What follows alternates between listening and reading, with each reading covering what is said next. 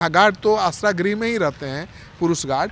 तो आप देख रहे हैं कि ये कितना सुरक्षित है आश्रय गृह। ये सवाल सबसे बड़ा है कि ये आश्रय गृह कितना सुरक्षित है। आप लोग रहते कहाँ हैं? आप लोग कहाँ रहते हैं? तो यहीं पर रहते हैं रात भर। आप लोग इसी आश्रय गृह में रहते हैं? जी नहीं, यहीं पर रहते हैं। हाँ, तो आश्रय गृह तो है वो। तो पुरुष को अलाउ है इसमें रहने के लिए? और गार्ड सब तो यहाँ पर रहते हैं पहले से भी। तो महिलाएं जहाँ रहती हैं वहाँ पुरुष कैसे रहेगा? हमको ये पता नहीं है, यहाँ पर कोई स्टाफ में है जेंट्स गार्ड। कितना महिलाएं हैं यहाँ? ये हमने बता। आप गार्ड हैं, आपको ये भी पता नहीं है? हम नए नए अभी किए तो हम कैसे हम जान सकते? और कौन था पुराना वाला? बुलाइए ना, जो बोल रहा था। कोई काम हम कर रहे हुआ आदमी नहीं। बुलाइए। वो आएंगे नहीं करेंगे, बोलते हैं कि नहीं आएंगे, काम है। तो पता नहीं आश्रय गृह में क्या गड़बड़ है जिसे छुपाने की कोशिश की जा रही है। मीडिया को अंदर जाने नहीं दिया जा रहा है। मीडिया के साथ बातचीत करने को कोई कर्मचारी तैयार नहीं है। पनोरमा ग्रुप, जो सोचता है वो करता है। आपके अपने सपनों का आशियाना।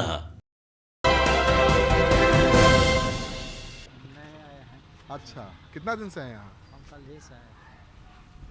कितनी लड़कियाँ बीमार हैं? अभी हमको पता नहीं है सर। हाँ? हम 8-9 बजे से सुने थे, लेकिन अब खोलिए ना, खोलिए। नहीं खोलने का वाला। कहाँ है? कौन है?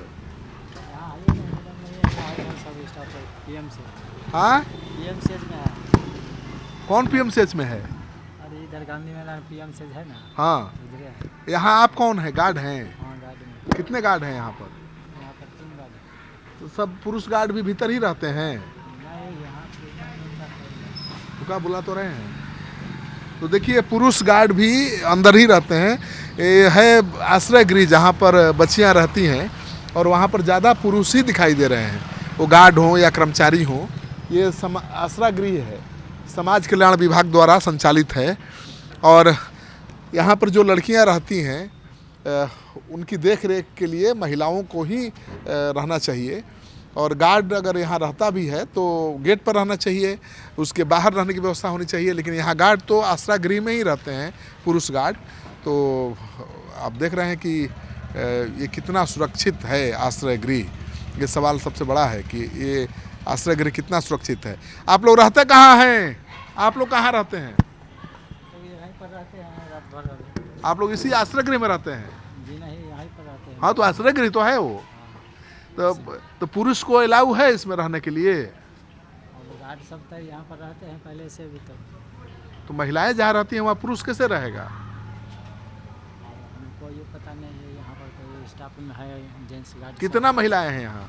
ये हमने बता। आप गार्ड हैं, आपको ये भी पता नहीं है? हम नए नए अभी किए तो हम कैसे हम जान सकते? और कौन था पुराना वाला? बुलाइए ना, जो बोल रहा था। कोई काम हम कर रहे हुआ आदमी नहीं। बुलाइए। वो आएंगे नहीं करेंगे, बोलते हैं कि नहीं आएंगे, काम है। तो पता नहीं आश्रय गृह में क्या गड़बड़ है जिसे छुपाने की कोशिश की जा रही है। मीडिया को अंदर जाने नहीं दिया जा रहा है। मीडिया के साथ बातचीत करने को कोई कर्मचारी तैयार नहीं है। और पहली कमी तो मुझे यही दिख रही है कि आश्रय गृह की लड़कियों की सुरक्षा के लिए जो पुरुष गार्ड यहाँ पर तैनात किए गए हैं, उनके रहने की भी व्यवस्था आश्रय गृह के अंदर ही है। तो जहाँ पर महिलाएं बच्चियाँ रहती हों वहाँ पर पुरुष रहे तो कभी भी खतरा हो सकता है। और आपको पता ही है कि बिहार के मुजफ्फरपुर में जो बालिका कांड हुआ था, उसने पूरे देश को हिलाकर रख दिया था। और कई ऐसे मामले सामने आ चुके हैं जहां पर नौकरी का प्रलोभन देकर आश्रय गृह की लड़कियों का यौन शोषण किया गया। आश्रय गृह की लड़कियों के साथ क्या क्या हुआ किसी से छुपा हुआ नहीं है। तो उस घटना के बाद बिहार सरकार ने निजी लोगों को आश्रय गृह का काम देना बंद कर दिया और खुद अब समाज कल्याण विभाग किराए पर घर लेकर आश्रय गृह संचालित करता है। लेकिन पहले तो निजी संगठन चला रहे थे आश्रय गृह, और बड़ा बड़ा कांड कर दिया। अब जब सरकार चला रही है तो भी कांड होने से रुक नहीं रहा है। इस आश्रय गृह में जो पटना का ये आश्रय गृह है, मकान नंबर देखिए 2, रोड नंबर 10, पूर्वी पटेल नगर, पटना। तो पटना में आश्रय गृह चलता है और यहाँ पर खाना खाने से 1.5 दर्जन से ज़्यादा लड़कियाँ बीमार पड़ गईं और उनमें से 3 की मौत भी हो चुकी है। तो सवाल ये उठता है कि ये महज संजोग है या कोई बड़ा गड़बड़ झाला है? क्या जिन लड़कियों की मौत हुई है उनके साथ कुछ और हुआ था? क्या उस पर पर्दा डालने के लिए लड़कियों को जहरीला भोजन खिलाया गया? कई तरह के सवाल लोगों के जहन में उठ रहे हैं, लेकिन जवाब देने के लिए वो लड़कियां तो हैं नहीं। 3 की मौत हो चुकी है। बाकी जो गंभीर रूप से बीमार हैं उनका इलाज पीएमसीएच में चल रहा है, लेकिन मीडिया को वहाँ भी उनसे बात करने की इजाज़त नहीं है।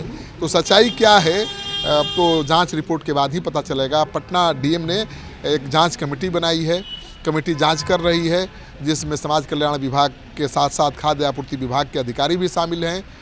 तो सबसे बड़ा सवाल कि किसी आसरा गृह का खाना जहरीला कैसे हो सकता है, और इतना जहरीला कि जो जान ले ले। तो 3 लड़कियां जान दे चुकी हैं, उनकी मौत हो चुकी है, और कई लड़कियां गंभीर रूप से बीमार हैं, पीएमसीएच में अभी भी भर्ती हैं। और यहाँ पर जब हम जायज़ा लेने आए तो तस्वीर कुछ अलग ही दिखाई दे रही है। आसरा गृह में पुरुष नज़र आ रहे हैं, पुरुष गार्ड, पुरुष कर्मचारी। तो आसरा गृह में ज़्यादा से ज़्यादा महिला कर्मचारियों को होना चाहिए। पुरुष गार्ड अगर हैं भी तो उनको गेट के बाहर होना चाहिए और उनके रहने की अलग व्यवस्था होनी चाहिए। लेकिन यहाँ तो पुरुष गार्ड गेट के अंदर ही है ताला लगाकर, तो बाहरी कोई नहीं आ सकता। महिलाओं को तो आमतौर पर खतरा वहाँ काम करने वाले कर्मचारियों से ही होती है, पुरुष कर्मचारियों से। तो सरकार को इस बात पर ध्यान रखना पड़ेगा कि जहाँ पर आसरा गृह है, जहाँ हमारी बच्चियाँ रहती हैं, उनके साथ कोई पुरुष गार्ड या कोई पुरुष कर्मचारी नहीं रहना चाहिए। इस बात पर ध्यान देना बेहद ज़रूरी है।